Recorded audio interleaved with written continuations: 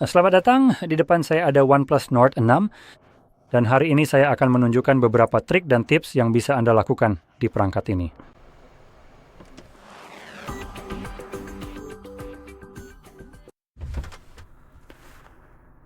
Oke, jadi mari kita langsung mulai sekarang. Saya ingin sangat jujur tentang hal ini sebelum saya mulai.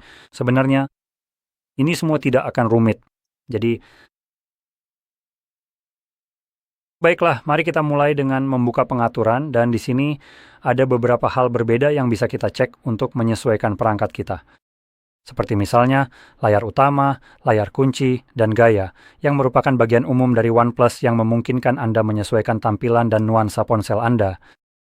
Sebelum saya benar-benar mulai mengutak-atik ini, izinkan saya membersihkannya dulu. Nah, sudah. Jadi sekarang tampilannya sedikit lebih bersih. Dan di sini kita punya hal-hal seperti misalnya layar kunci sehingga Anda bisa beralih dari yang sudah disediakan. Mereka sudah menyediakannya. Dan ada fitur menarik di sini yang sebenarnya sudah bisa Anda lihat. Jadi, tergantung pada wallpaper yang Anda pilih sendiri, Anda akan mendapatkan efek seperti ini, di mana Anda bisa melihat gunungnya seolah-olah berinteraksi dengan jam itu sendiri. Jadi jamnya sedikit berada di belakang. Sekarang secara teknis saya bisa mengetuk ini dan juga langsung menggantinya sendiri. Jadi Anda bisa lihat, saya bisa memposisikannya ulang untuk menutupi lebih banyak atau lebih sedikit, meskipun pada titik tertentu ketika menutupi terlalu banyak bagian waktu, Anda bisa lihat jamnya kemudian berpindah ke depan. Dan seperti yang saya katakan, Anda juga bisa melakukan ini dengan wallpaper lain. Anda tidak hanya terbatas pada yang satu ini saja. Mari kita lihat apakah saya punya sesuatu di sini yang bisa digunakan. Mungkin yang ini, saya rasa ini terlalu berlebihan. Jadi ya pokoknya Anda bisa menerapkan hal seperti ini. Sekarang jika kita geser ke atas, Anda akan mendapatkan lebih banyak opsi di sini. Jadi kita punya always on display, Anda bisa mengaktifkannya di sini dan Anda bisa menyesuaikannya dari opsi-opsi yang tersedia di sini. Saya tidak ingin terlalu membahas always on display, tapi yang menarik, kita juga punya ikon-ikon di sini.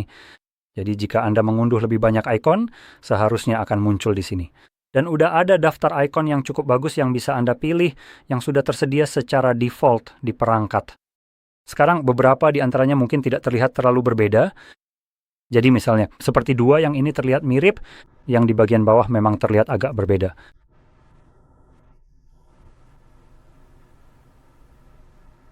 Sepertinya, jika kita perhatikan untuk ikon biasa atau jenis ikon non-sistem lainnya, Anda bisa melihat dengan jelas bahwa perbedaannya sebenarnya tidak terlalu banyak ke kiki. Hal yang paling menonjol adalah hanya bentuk dari garis tepi pada bagian ikon aslinya saja, yang benar-benar terlihat sangat berbeda secara visual. Jadi hanya lebih membulat, kurang membulat, dan tampaknya untuk beberapa di antaranya, seperti yang bisa Anda lihat pada ikon di bagian atas yang bisa diinstal, tidak terlalu banyak berubah. Tapi bagaimanapun juga, semua ini tergantung selera. Anda bisa memilih salah satu dan Anda juga bisa mengunduh lebih banyak lagi. Dan kita juga punya beberapa opsi lain di sini yang memungkinkan Anda untuk menyesuaikannya lebih lanjut, seperti menghapus label, mengubah ukurannya, dan sebagainya. Juga font, itu saja. Dan di bawahnya ada pengaturan layar utama. Jadi di sini Anda bisa misalnya mengubah dari mode drawer ke mode standar. Kita juga bisa menambah jumlah kolom di drawer. Kita juga bisa melakukan hal yang sama di sini untuk tata letak layar utama. Jadi jika Anda ingin menampilkan lebih banyak ikon, bisa dilakukan di sini. Dan salah satu opsi yang benar-benar saya suka adalah yang satu ini, geser ke bawah di layar utama, jelas bukan ke shelf. Saya akan memilih notifikasi dan pengaturan cepat, ini yang secara pribadi saya sukai. Jadi sekarang ketika Anda menggeser ke bawah seperti ini, Anda akan mendapatkan notifikasi. Sekarang Anda tidak perlu menggeser dari bagian paling atas. Anda bisa langsung menggeser ke bawah dari titik mana saja di layar. Menurut saya ini fitur yang cukup bagus. Oke, sekarang mari kita kembali dan lanjut ke tampilan dan kecerahan. Dan di sini kita punya mode terang dan gelap, serta opsi untuk penjadwalan. Jadi mode ini akan menyala dan mati sesuai jadwal yang ditentukan. Ini cukup bagus, mengingat mode terang biasanya terlihat sedikit lebih baik di siang hari, terutama saat musim panas, sementara mode gelap mungkin lebih cocok untuk malam hari. Sekarang jika kita gulir ke bawah, kita akan menemukan mode warna layar. Jadi ini pada dasarnya adalah pengaturan saturasi untuk layar Anda. Saat ini diatur ke mode vivid, kita juga punya mode natural dan pro yang mencakup mode cinematic dan brilliant yang menggunakan mode display P3 atau apapun yang satunya lagi. Sebenarnya buat Anda bisa langsung klik pada mode-mode tersebut dan melihat bagaimana gambar berubah di sini yang menampilkan banyak warna. Jadi cukup jelas bagaimana pengaruhnya terhadap tampilan. Sepertinya mode natural saya rasa memang lebih natural dibandingkan dengan mode vivid. Mode vivid memiliki warna merah dan oranye yang sedikit lebih menonjol, sedangkan mode natural sedikit meredam warna-warna tersebut. Sekarang ke mode cinematic. Katanya sih ini mode display P3. P3 seharusnya berarti warnanya sudah dikalibrasi ke standar P3, tapi entahlah, ini terasa agak hampir tidak ada perbedaan, hanya terlihat sedikit perbedaan samar pada warna hijau. Jadi sejujurnya ini lebih mirip mode vivid untuk sebagian besar tampilannya. Dan mode brilliant bahkan lebih oversaturated, ini benar-benar terlalu jenuh sampai-sampai saya sendiri tidak ingin menggunakannya. Tapi kalau kamu suka tampilan yang penuh warna, mungkin brilliant adalah pilihan yang cocok untukmu. Sekarang kita juga punya pengaturan suhu warna. Jadi ini adalah tint umum untuk seluruh layar, tidak peduli warna apa yang sedang ditampilkan. Dan kamu punya pilihan default, warm, atau cold, di mana warm itu pada dasarnya oranye atau agak kekuningan. Default adalah yang meniru warna putih, dan cold akan menjadi kebiruan. Sekarang kalau kamu tidak harus terpaku hanya pada 3 pilihan ini. Kamu sebenarnya bisa langsung menggeser dial kecil di sini dan mengubahnya ke warna apapun yang kamu mau di seluruh roda warna. Dan ini akan menerapkan suhu warna ke seluruh layar. Sekarang saya juga ingin menunjukkan bahwa di bawahnya ada fitur Adaptive Tones. Fitur ini akan menggunakan kamera untuk menyesuaikan suhu warna layar secara otomatis. Jadi jika kamu mengaktifkannya, biasanya opsi di bawahnya menjadi tidak tersedia. Ya, jadi kamu tidak bisa lagi mengubah atau mengaturnya karena perangkat sekarang dengan toggle itu aktif akan mengatur ini secara otomatis berdasarkan lingkungan tempat kamu berada. Sekarang kita lanjut, di sini ada pengaturan refresh rate layar dan saat ini diatur ke tinggi. Kita punya beberapa pilihan yang sejujurnya 165 terasa agak berlebihan untuk sebuah ponsel, tapi kalau kamu suka itu bagus. Tapi saya suka apa yang dilakukan OnePlus di sini, jadi izinkan saya jelaskan dulu. Jadi kita punya 3 pilihan di sini, secara default kita punya Auto Select, Standard, dan High. High akan menjalankan refresh rate hingga 165, setidaknya secara teori. Tidak, saya memang sempat menghentikan video sebentar. Jadi mungkin saya akan mengulang diri saya sendiri. Jadi auto select dan akan memilih refresh rate secara otomatis berdasarkan konten yang sedang kamu lihat. Dan misalnya, jika kamu sedang di layar utama dan tidak melakukan apa-apa, refresh rate-nya benar-benar turun hingga sekitar 1 atau 10 frame per detik untuk menghemat daya baterai. Standar berjalan hingga maksimal 60 frame per detik dan menghemat banyak baterai dibandingkan opsi lainnya karena kamu menurunkan refresh rate secara signifikan. Lalu High menggunakan refresh rate hingga 165 untuk memberikan pengalaman menonton yang paling mulus. Tapi sejujurnya, saya seorang gamer dan saya umumnya tidak bisa membedakan antara refresh rate 120 dan 160 karena kita sudah berada di refresh rate yang tinggi. Jadi menurut saya ini agak sedikit tidak ada gunanya. Refresh rate-nya tinggi hanya demi angka saja dan supaya terlihat lebih baik. Kenyataannya ini tidak benar-benar memberikan banyak manfaat selain hanya menghabiskan lebih banyak baterai ponsel. Dan ini kemungkinan besar akan digunakan di layar utama dan semacamnya. Setiap kali kamu menggulir ke atas atau ke bawah, layarnya akan berjalan dengan kecepatan yang sangat tinggi. Sekarang di sini, opsi manapun yang kamu pilih, saya sebenarnya menyarankan untuk berinteraksi dengan pengaturan ini karena ada beberapa situasi di mana tidak ada alasan untuk menggunakan refresh rate setinggi ini. Dan sebelum kita masuk ke pengaturan kustomisasi ini, saya juga ingin mengatakan bahwa jika kamu adalah tipe orang yang tidak melihat perbedaan antara 60, jadi standar, dan misalnya tinggi saat melakukan ini, menggulir ke atas dan ke bawah, jika menurutmu keduanya terlihat sama, maka kamu mungkin akan lebih baik menggunakan 60. Ini akan memberikan daya tahan baterai yang lebih baik, dan jika kamu memang tidak melihat perbedaannya, kamu tidak mengorbankan apapun.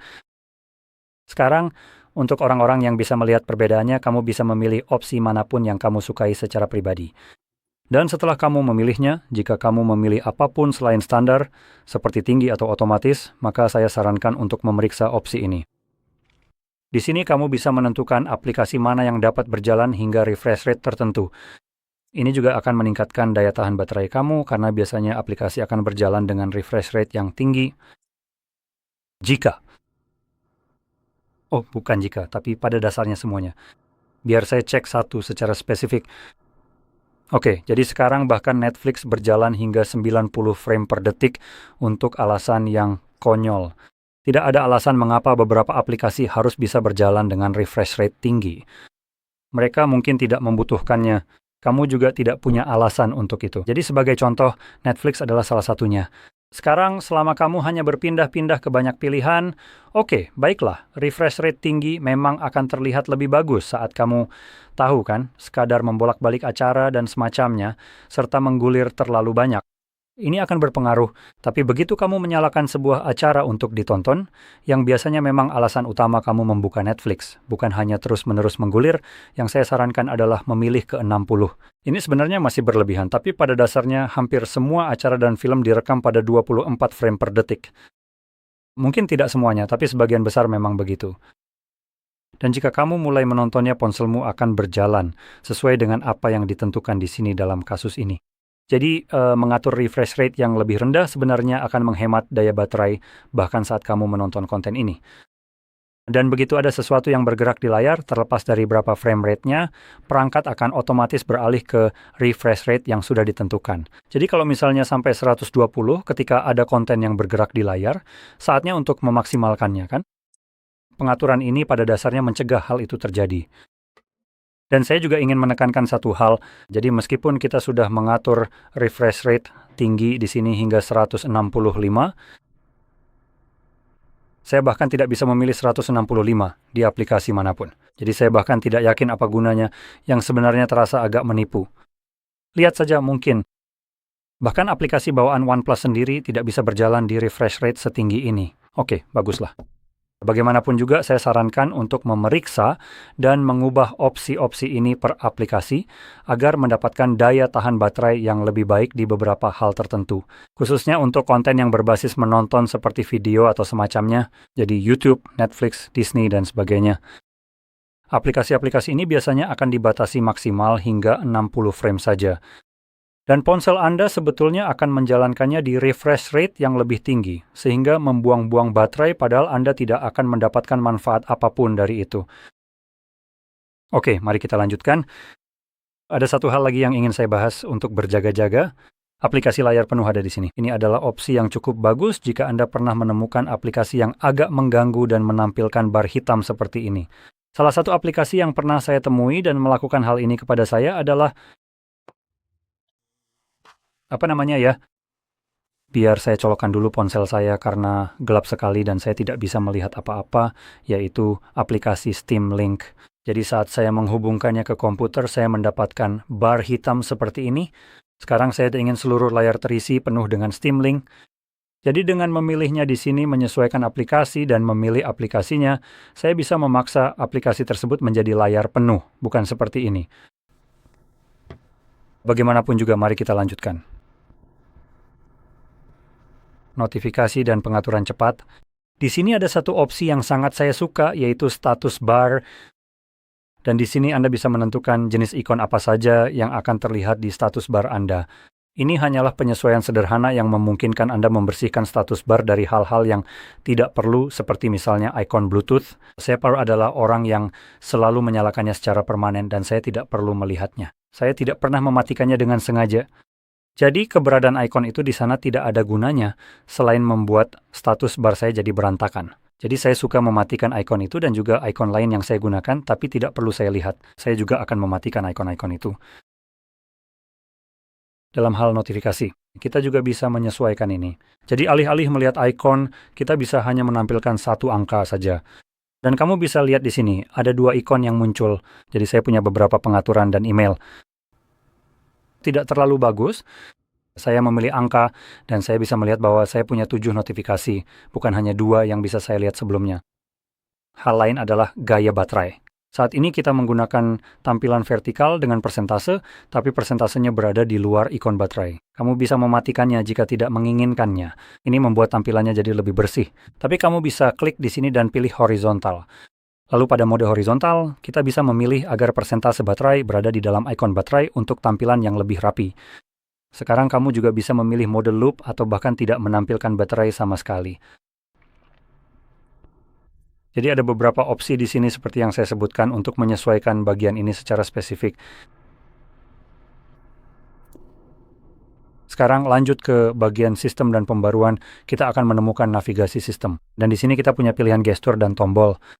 Saya pribadi lebih suka gestur, jadi saya akan memilihnya, tapi saya jelas tidak akan belajar lagi. Saya sudah tahu cara menggunakannya. Dan ketika kamu memilihnya, opsi-opsi di sini akan berubah sesuai dengan pilihan yang kamu pilih. Dan kita punya opsi misalnya untuk menyembunyikan guide bar. Guide bar itu sebenarnya tidak punya fungsi lain selain memberikan indikasi visual tentang di mana kamu seharusnya menggeser. Tapi pada kenyataannya itu agak tidak berguna, karena untuk gestur kembali kamu juga tidak punya indikator yang terlihat, tapi kamu tetap tahu di mana harus menggeser untuk mengaktifkannya. Benar kan? Jadi saya secara umum merasa ini tidak berguna. Kamu tahu cara menggeser ke atas seperti yang bisa kamu lihat. Nah, seperti itu. Jadi kamu selalu melakukannya dari bawah. Sekarang kita juga punya beberapa pencegahan kesalahan khusus untuk game saja. Ini berarti kamu harus menggeser 2 kali untuk kembali. Misalnya, game melakukan hal ini.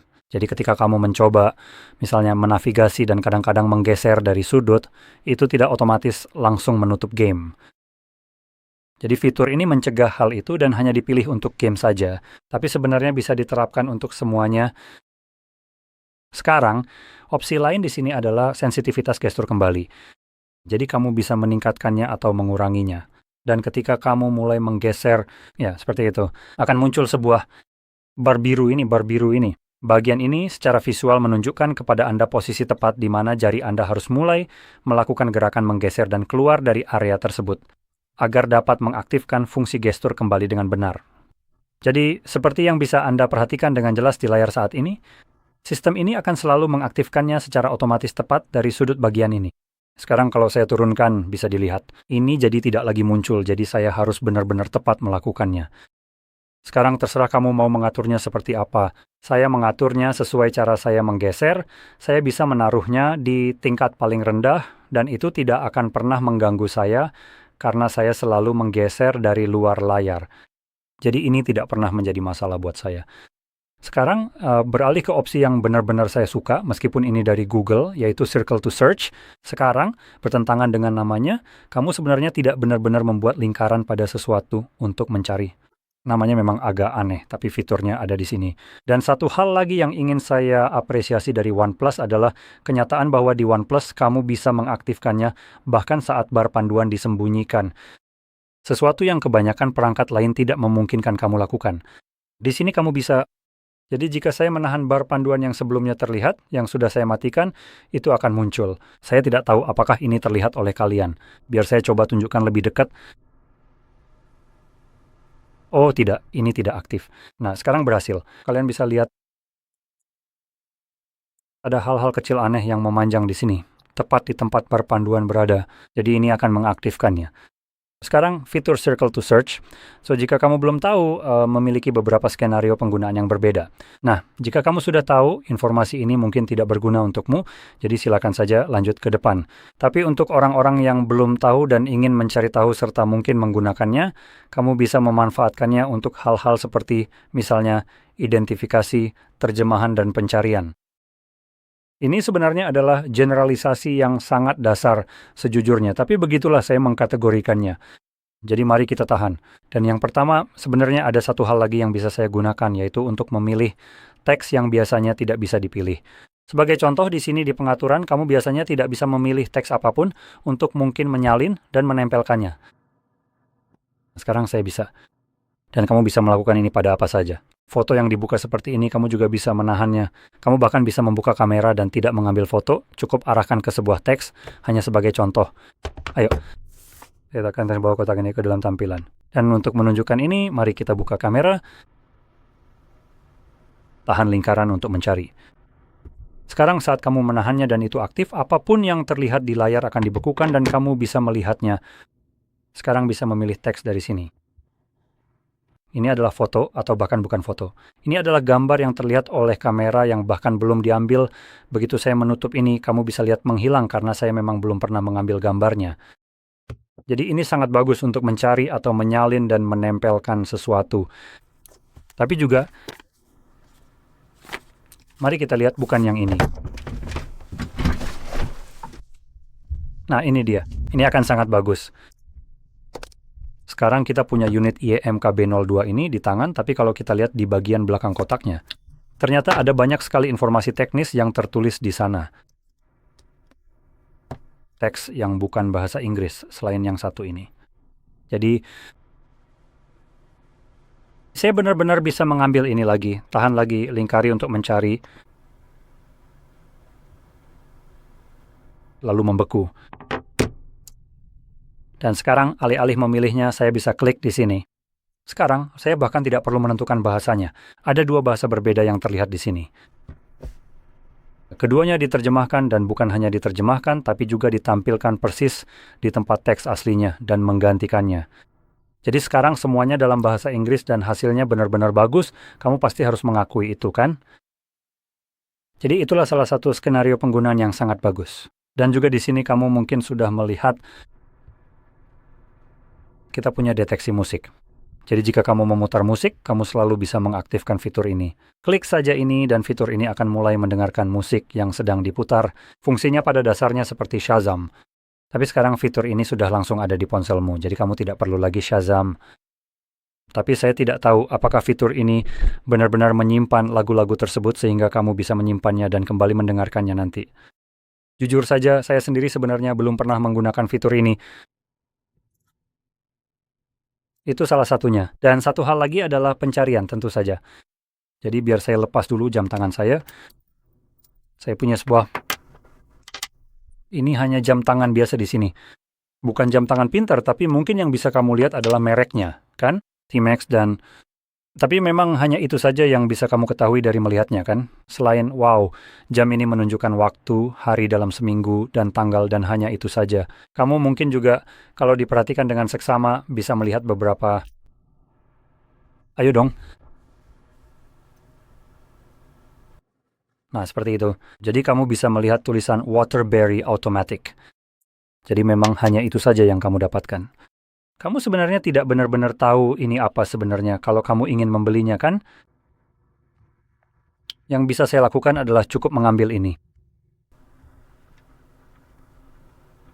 Sekarang biar saya tambahkan cahaya karena di kamera ini terlihat sangat gelap dan jujur saja kelihatannya agak jelek.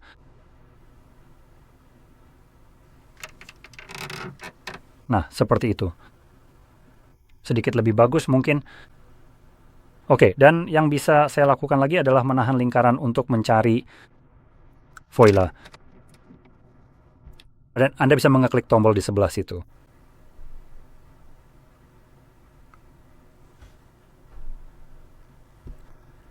Sekarang, apakah ini menemukan yang benar? Hampir. Jadi kalau kamu scroll ke bawah, kamu bisa melihat opsi lain untuk jam tangan ini. Ada dua varian. Jadi dalam kasus seperti ini memang agak menyebalkan karena kualitas kamera sedikit mengacaukan hasilnya. Jadi sebagian besar ini sebenarnya menemukan barang yang benar. Seperti ini, menurutku hampir sama, hanya beda tali saja. Mari kita lihat. Biar aku cek nomor modelnya dengan cepat. Di mana sih itu? Oh, ini dia. 24.800. Oh tidak, ini memang yang sama. Jadi ini memang yang benar. Oke, sekali lagi, foto di sini seperti punya sabuk yang sangat gelap dan ini jelas berwarna coklat, tapi memang ini modelnya dan secara teknis ini juga coklat kurasa. Oh, ini dia. Itu memang persis yang sama. Jelas ini terlihat sedikit lebih mirip, lagi-lagi mungkin tidak terlalu kelihatan di kamera. Ini dia. Sekarang kita bisa melihatnya lebih jelas. Jadi kita punya dua pilihan seperti yang aku bilang, yang hijau dan yang hitam.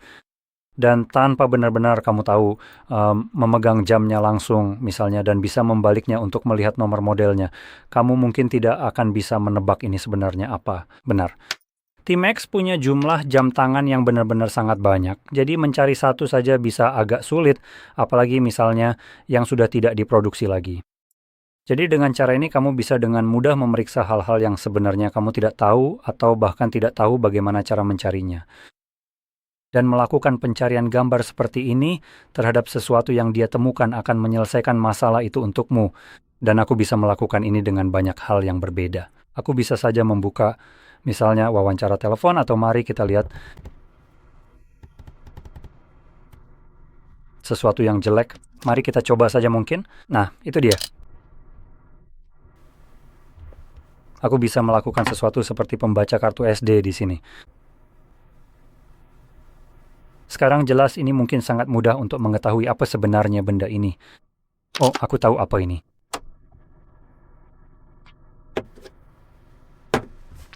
Ini adalah baterai cadangan untuk kamera yang sedang kupakai sekarang. Sebenarnya aku tidak terlalu membutuhkannya. Kalau dibalik, aku bisa sedikit melihat isinya, tapi coba lihat apakah bisa menemukannya hanya dari sudut tertentu.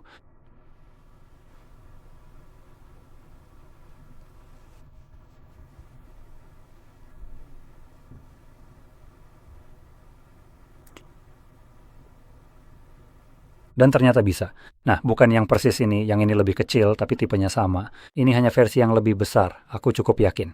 Nah, itu dia. Ini yang versi lebih besarnya di sini. Aku cukup yakin. Jadi kamu bisa menemukannya dengan cukup mudah, tanpa benar-benar tahu ini apa atau modelnya apa. Jadi ini sangat bagus untuk penggunaan seperti ini. Skenario kasus dan secara umum, ini adalah pilihan yang benar-benar bagus, yang bisa kamu aktifkan kapan saja di aplikasi apapun yang kamu butuhkan. Jadi, aku juga ingin memberikan apresiasi lagi untuk OnePlus karena membiarkan kamu menggunakan fitur ini bahkan tanpa guide bar. Ini sesuatu yang benar-benar bikin aku kesal ketika perusahaan-perusahaan cenderung memberikan dua pilihan seperti sembunyikan guide bar, lingkaran untuk mencari yang menurutku sekarang ada di setiap ponsel, tapi kamu tidak bisa menggunakan salah satunya tanpa yang lain. Di sini kamu bisa, karena aku bukan orang yang benar-benar bodoh dan aku tahu di mana letak bagian bawah layar. Jadi itu saja untuk tweak-tweak di sini. Sebenarnya, tidak ada satu lagi yang ingin aku sampaikan, yaitu yang satu ini. Ini sebenarnya sudah aktif secara default. Smart Sidebar. Mulai sekarang. Jadi di sini kamu bisa lihat, begitu kamu menggesernya keluar, kamu punya beberapa aplikasi. Sekarang kita bisa mengedit ini dan menambahkannya lagi. Kamu bisa mengkliknya dan ini akan membukanya hanya dalam tampilan pop-up. Dan di sini kita bisa melakukan layar penuh, split screen, minimalkan yang akan muncul di atas dan juga bisa membuka beberapa sekaligus. Dan lalu kita masuk ke sini untuk menyembunyikannya. Dan ketika kamu mengkliknya, itu akan menampilkan keduanya. Jadi kamu bisa memilih mana yang ingin kamu buka. Itu salah satunya. Hal lain yang bisa saya lakukan dengan ini Kandil. Oke, mari kita lihat. Jika saya menahannya, apakah akan seperti ini? Tidak. Jadi saya harus benar-benar mengklik di sini agar bisa melakukan tampilan split. Dan setelah saya lakukan, apapun yang saya lakukan akan pindah ke bilah atas.